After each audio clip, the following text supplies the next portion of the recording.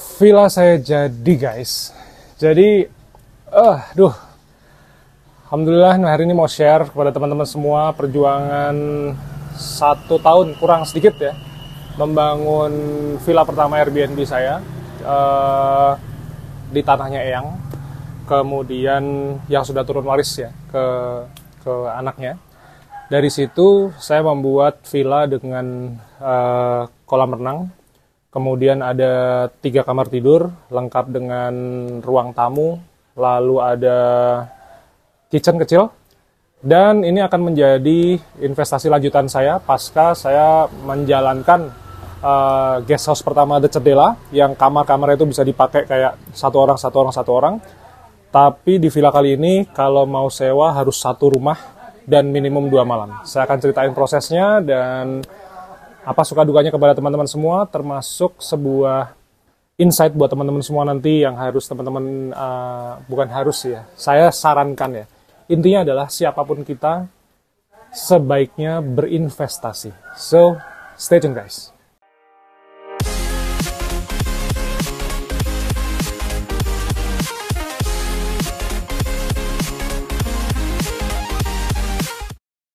Selamat pagi dari kota Jogja teman-teman semua, nama saya Bima Aditya, matur nuwun sudah datang ke channel YouTube saya. Jadi jika ini adalah pertama kalinya teman-teman mungkin datang ke channel YouTube saya adalah seorang fotografer sejak 2009, jadi udah tahun ke-15 saya memotret. Yang menjadikan berbeda mungkin dengan beberapa teman-teman fotografer lainnya, ketika tahun 2013, jadi mungkin 4 tahun pasca saya memotret, tentu ya kan namanya juga fotografer itu kan pasti kita dapat uang dari memotret. Kalau yang lainnya itu mungkin beli MacBook Pro, kemudian beli lensa baru, beli iPad, beli mungkin jam yang bagus, sepatu yang bagus, saya sedikit berbeda. Jadi saya mengalokasikan uang saya hasil memotret itu untuk membuat sebuah hotel operator. Jadi saya punya sistem untuk menjalankan rumah-rumah kosong dan nganggur itu menggunakan platform Airbnb yang tamunya adalah para traveler dari seluruh dunia. Sebenarnya energinya sama, cost uangnya juga sama, cuman yang lain beli gadget, beli mungkin fashion, beli outfit, saya membuat sebuah sistem dengan website sederhana namanya bomanta.com. Itu sekarang website satu website saya, jadi saya punya website cuma 2. Satu bimaditya.com itu untuk saya jualan fotografi, saya mengedukasi teman-teman tentang bagaimana cara memotret. Yang kedua adalah bomanta.com, ini adalah website tentang tourism, saya cerita segala macam tentang bagaimana cara saya keliling dunia, traveling ya. Terus bagaimana cara saya mengelola bisnis saya di bidang hospitality. Nah, ini saya mulai kemarin 2023 bulan Mei. Kalau nggak salah tanggalnya tanggal 5. Jadi kita hancurkan rumah Eyang. Jadi Eyang saya tuh punya tanah 500 meter persegi. Ini yang 350 sudah jadi cendela sama 10. Sebagian teman-teman juga sudah datang ke cafe saya. Saya matur nuwun sekali teman-teman menyempatkan main ke rumah saya. Lalu yang 150 ini awalnya masih dipakai sama Pak D. Nah, Pak D kemudian Seto itu meninggal 2019 atau 2018 saya lupa. Nah, kemudian standar lah. Dinamika drama rumah tangga itu kan kalau misalnya ada sesuatu yang lebih tua meninggal itu kan pasti ada bagi waris lah, ini haknya siapa segala, jadi serba complicated. Saya mengakui betul bahwa ini bukan problem ringan, makanya kan kalau di agama Islam tuh sampai diatur tentang ahli waris ya. Kalau masih bisa diselesaikan dengan kekeluargaan monggo, cuman kalau mau pakai landasan agama juga monggo, intinya teman-teman silahkan, yang penting adil. Tapi singkat cerita, ini kemudian dibeli sama om saya, tapi officially ini adalah tanahnya yang saya di keraton. Jadi dulu Eyang buyut saya itu abdi dalam, maka kami memiliki satu hak tanah di dalam keraton ini yang kemudian kebanyakan orang yang pada nggak bisa itu setelah selesai ya dia pindah dilanjutkan orang lain, atau kalau yang SHM di keraton itu di dalam keraton ada yang SHM ya, jadi tanah kami ini SHM. Ini mungkin apa ya, semacam hadiah dari Ngerso dalam ke nggak tahu ke-8 atau ke-9, intinya kayaknya ada SHM gitu ya. Nah akhirnya kebanyakan orang dijual, itu nggak main-main loh, di keraton itu bisa sampai ada yang 3 miliar, 5 miliar dijual. Cuman kalau dijual, ya sudah, uangnya ya gone gitu. Nah, kemampuan saya itu kalau di hospitality ya, khususnya di Airbnb itu bukan tentang bagaimana cara saya jual beli rumah. Jadi saya bukan kontraktor, bukan developer, bukan penjual properti dan sebagainya. Kemampuan saya adalah bagaimana rumah yang kosong, yang nganggur itu, kemudian dimonetize berkali-kali setiap hari sehingga kita tidak menghasilkan uang yang sangat besar besok pagi, tapi long term. Nah, maka disitulah kenapa saya memiliki satu operating system bisnis ya, dimana saya bisa dari mulai setup, menjalankan dan lain sebagainya sampai running lah intinya. Nah, sampai saat ini saya sama Nina istri saya itu sudah develop mungkin 8. Yang 3 sih punya keluarga kita sendiri, tapi yang 5 tuh udah punyanya klien gitu ya. Jadi kayak Portum Villa kalau teman-teman ke Jogja itu yang motret itu saya, yang develop juga saya. Jadi sekarang omsetnya udah ribuan dolar lah Portum Villa itu sekarang. Bagus. Yang punya interior designer. Orang Sumatera yang kemudian dia nikah sama orang Jawa Barat, kemudian dia tinggal di Portum tuh. Ownernya tinggal di situ. Jadi yang menarik dari bisnis saya itu adalah ownernya tetap tinggal di situ. Sebagian kamar nganggurnya itu disewakan. Karena dulu saya di rumah ini itu juga sama. Saya, istri, anak-anak saya tinggal di sini, ada mainan Lego, Hot Wheels dan lain sebagainya. Terus tiap hari ada tamu masuk tuh. Nah, kurang lebih begitu. Sekarang villanya jadi, saya sudah sangat bersyukur. Saya bersyukur banget, saya tenang sekali. Villanya udah jadi karena ternyata sekalipun ya, saya membangun villa ini itu modalnya sekitar mungkin kalau sama tanah 2,5 M kalau nggak salah ya. Tapi saya akan anggaplah gini lah, tanahnya saya nggak usah mikir lah, anggaplah tanahnya Eyang, namanya juga warisan, sudahlah siapa yang ngurus nggak tahu lah. Tapi intinya saya spend sekitar 1,3 M untuk pembangunan sama interior. Memang kalau kita bicara villa-villa di Bali itu kan bisa sampai 2 miliar, 3 miliar segala macam, hal-hal itu sebenarnya wajar. Kenapa saya bisa murah? Di Bali pun kalau teman-teman mau bangun itu bisa half price. Itu ya jadi angka yang tadi saya sebut itu sebenarnya angka yang masuk akal untuk villa, karena villa itu kebutuhannya beda dengan rumah biasa. Tapi kalau kita bicara bahwa sekarang kan kalau misalnya orang beli rumah itu kan 1 M, 1,5 M itu kan sebenarnya wajar ya, dimana dia KPR bisa sampai 10 tahun, 15 tahun gitu. Saya spend uang segitu, itu kemudian diputerin menjadi sebuah properti bisnis yang memberikan income. Sedangkan kalau misalnya kita bukan asal sih ya, ngebeli itu kan kita kontrak untuk dipakai sendiri. Nah, saya ini spend uang sebesar itu bukan untuk dipakai sendiri, tapi untuk tamu. Walaupun saya punya sebuah privilege atau keistimewaan, saya juga bisa nginep di villa saya, kurang lebih begitu. Nah, hampir 12 bulan. Saya berjibaku habis-habisan, kita ketemu dengan tukang, arsitek, mandor, kemudian interior designer, kemudian pengrajin keramiknya, kita ketemu dengan pengrajin furniture-nya. Itu bukan satu hal yang mudah. Cuman memang saya sengaja kepengen mempelajari semua sistemnya. Jadi saya belajar tentang bagaimana cara memasang batanya, masang kayunya, kemudian bikin kolam renangnya. Itu semua saya pelajari. Jadi saat ini saya alhamdulillah punya rumah lah katakanlah dengan kolam renang. Jadi anak-anak saya sekarang jadi kayak ngerasa bahwa sekarang kita punya kolam renang ya. Padahal ya namanya juga saya tidak memiliki propertinya secara utuh, secara legal, karena ini kan investor semua ya. Tapi saya menguasai 100% operating systemnya. Jadi saya bisa undang anak-anak saya ke sana, kadang teman-temannya main segala macam. In case tidak ada tamu, menurut saya punya privilege untuk kasih experience ke keluarga saya bahwa saat ini orang tuanya punya villa. Itu satu experience yang saya syukuri, dan saya yakin juga tidak semua orang bisa seberuntung ini. Tapi keberuntungan itu tidak bisa dicapai dengan serta-merta. Ini saya spend 15 tahun untuk bisa memiliki villa pertama, dan ini adalah sebuah janji saya kepada almarhumah mama saya tahun 2002 bahwa saya bilang bahwa mah one day aku akan bikinkan villa. Jadi dari situ saya sangat bersyukur. Lalu pertanyaannya, apakah teman-teman harus spend 1,2 miliar juga seperti saya? No, big no guys. Saya memulai ini semua dengan warisan, di mana saya numpang tinggal di rumah Eyang. yang kemudian modalnya hanya Rp100.000 pada tahun 2013 hanya untuk membeli sebuah stiker, yang stiker itu cuma untuk nutupin kaca biar nggak kelihatan dari luar. Itulah modal saya pertama. Awalnya adalah bisnis kos-kosan, cuman kos-kosan kemudian kita putuskan, karena satu hal kita putuskan ditutup, saya akhirnya membuat sebuah bisnis Airbnb, yang ternyata sampai sekarang udah tahun ke-11. Di mana bisnis ini sudah saya tes ya. Saya kalau ngomong sama teman-teman, saya sudah tes dulu. Saya fotografer, berarti saya dapat pemasukan dari memotret. Saya kawinan motret, prewedding motret, portrait juga saya motret.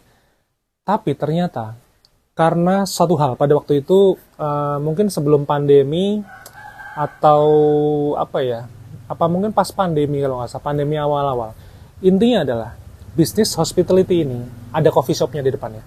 Ini membuat saya bisa hidup. Tidak perlu menjual mobil saya, tidak perlu menjual motor saya. Kami bisa hidup 2 tahun tanpa memotret. Ini sebuah hal yang tidak mudah untuk dicapai, karena ibaratnya gini, teman-teman kerja di satu kantor.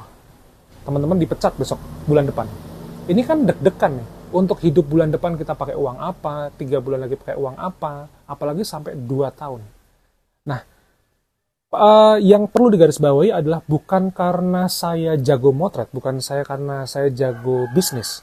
Cuman saya meluangkan pikiran, uang, tenaga, waktu, dan lain sebagainya, itu untuk berinvestasi. Nah, ketika teman-teman saya yang lain 4 tahun itu fotografer pada beli alat baru, lensa baru, semua peralatan baru, dia bilang bahwa beli kamera itu investasi, beli lensa investasi, beli apa tuh investasi. Buat saya big no, guys. Semuanya harus sesuai dengan kebutuhan, kemampuan, dan cash keras. Ini yang paling penting. Sekali lagi saya disclaimer. Saya muslim, cuman saya tidak peduli dengan ribanya. Teman-teman mau konsentrasi ke riba boleh, tapi tidak boleh. Saya tidak konsentrasi dengan hukum ribanya, cuman saya tidak suka berhutang. Karena gini, ini yang perlu teman-teman waspadai ya. Bisnis, itu omsetnya naik turun. Jadi itu bisnis. Business life is up and down. Cuman yang namanya cicilan, flat. Jadi either teman-teman punya duit or no, teman-teman harus bayar every single month untuk sebuah hutang.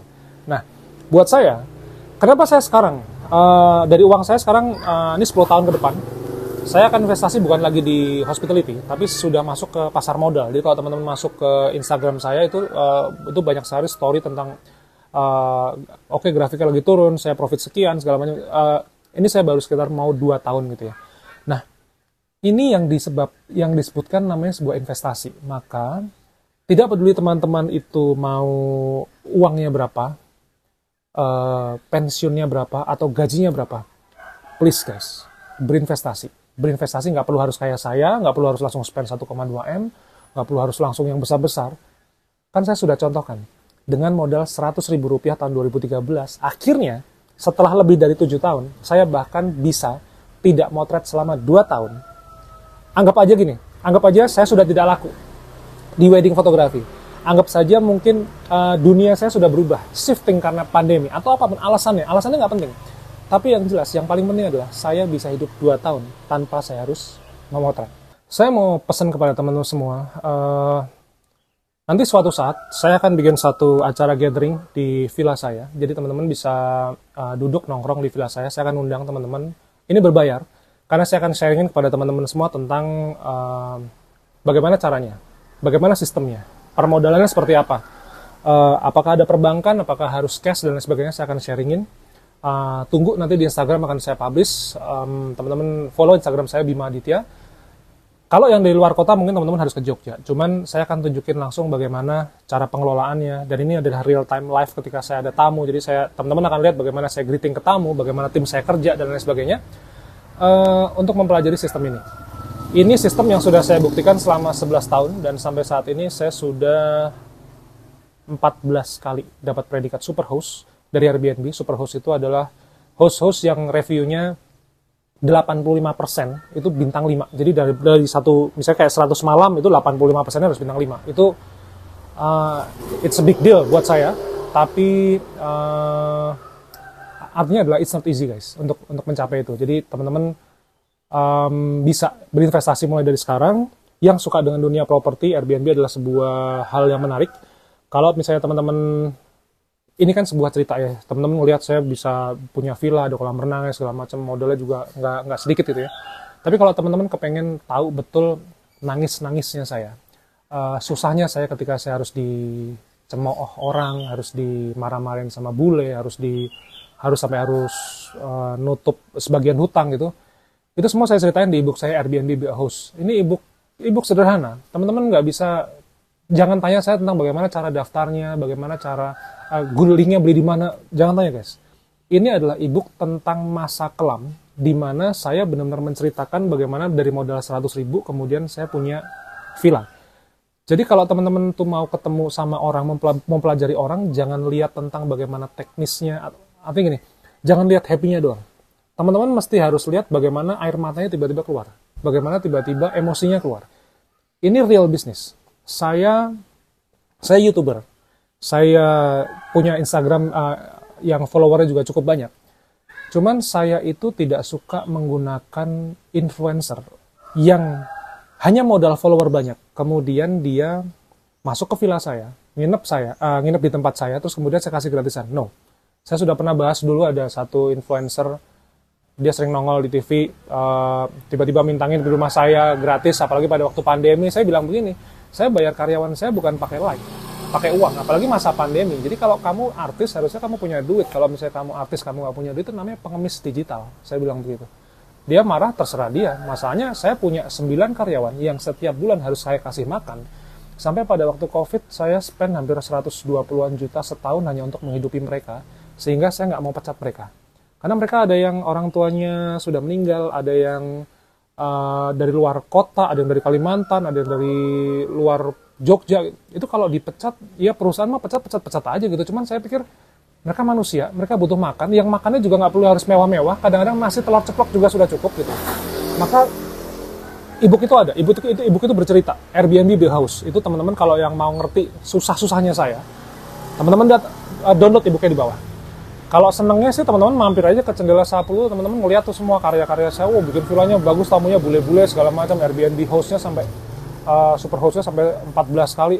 Ya itu mah teman-teman bisa lihat langsung di Jogja. Mau datang langsung juga nggak apa-apa. Lihat nonton kopi di 10 juga boleh-boleh aja. Cuman ya kalau teman-teman jauh, teman-teman ada mungkin di Sumatera, di Jakarta, di Bali, di Papua mungkin. Yang dipelajari itu bukan ngeliatin suksesnya saya gitu. Suksesnya saya bisa lihat di Instagram tuh, udah kelihatan Cendela sama 10, teman-teman buka Instagramnya udah kelihatan. Saya nggak bisa bilang ini yang terbaik ya. Cuman saya bisa bilang bahwa ini sebuah perjuangan terhebat yang pernah saya dan tim saya lakukan untuk mengelola Cendela sama 10. Terakhir, make sure teman-teman harus berinvestasi mulai sekarang. Apapun yang teman-teman bisa lakukan, ingat ya, investasi itu bukan tentang berapa harus besar-besaran dulu atau harus tiba-tiba gede. Itu mah orang nggak ngerti hidup jalanan yang kayak begitu. Investasi itu dimulai dengan skala yang paling sederhana, sesuai dengan kemampuan teman-teman masing-masing. Teman-teman taruh duitnya di bidang apa, kelola sendiri, dan jangan pernah kasihin sesuatu kepada orang yang tidak bisa dipercaya. Apalagi baik orang maupun company yang tidak bisa dipercaya. Kalau di pasar modal, kita bicara sekuritas ya. Sekuritas itu harus yang sudah diawasi sama KSEI, atau OJK. Jadi ini resmi di bawah pemerintah. Jadi teman-teman harus legal bisnis itu. Investasi juga harus legal. Nah, Airbnb ini sudah masuk di Wall Street di New York. Jadi perusahaan ini sudah IPO, sama kayak Shutterstock itu sudah IPO di Amerika. Jadi perusahaan ini legal dan they make tons of money every single day, guys. Jadi mudah-mudahan begitu. Pastikan teman-teman berinvestasi, tidak peduli berapapun teman-teman punya penghasilan sekarang. Yang gajinya masih 1 juta, yang 5 juta, yang 10 juta, yang 30 juta, please berinvestasi atau teman-teman akan menyesal kemudian. Karena tujuan investasi itu bukan untuk sekarang ketika kita masih produktif, umurnya masih 40, 50, atau teman-teman masih bekerja. Investasi itu fungsinya adalah ketika nanti kita di usia senja. Usia senja tuh kalau anggaplah pensiun umur 55, tapi usia senja mungkin mulai dari 60 mungkin ya, kalau sebagian orang Indonesia ya. Karena mama saya meninggal umur 63 ya. Saya sih kepengen sampai lebih lah sama istri, bismillah ya. Nah, investasi itu fungsinya untuk di masa-masa itu. Kalau sekarang mah ibaratnya kita nggak bisa makan sehari, mungkin masih dapat duit besok pagi, misalnya gitu ya. Tapi ketika kita sudah mulai di atas 60, itu kekuatan fisik sudah mulai menurun beberapa orang. Terus kemudian finansial biasa sudah menurun, disitulah investasi akan bekerja. Jadi, Buat yang kepengen tahu dukanya saya, walaupun ada cerita sukanya juga, teman-teman download ebook saya di bawah, Airbnb House. Gampang, teman-teman bisa bayar pakai apapun, GoPay, Shopee, transfer antar bank, kredit card, PayPal, apapun itu semuanya sudah bisa, bahkan ke Indomaret juga bisa. So, terima kasih sekali lagi. Villa saya akhirnya jadi, saya bersyukur sekali. Jadi bulan depan kita akan mulai jualan. Teman-teman bisa masuk ke The Cendela dan Sapulu Coffee. Teman-teman pengen lihat langsung masuk ke villa saya, boleh, silahkan nginep di sana juga boleh. Nanti akan dibantu sama staff saya. Jadi mudah-mudahan semuanya bermanfaat buat teman-teman semua. Nama saya Bima Aditya. Sampai ketemu di video berikutnya besok pagi jam 5.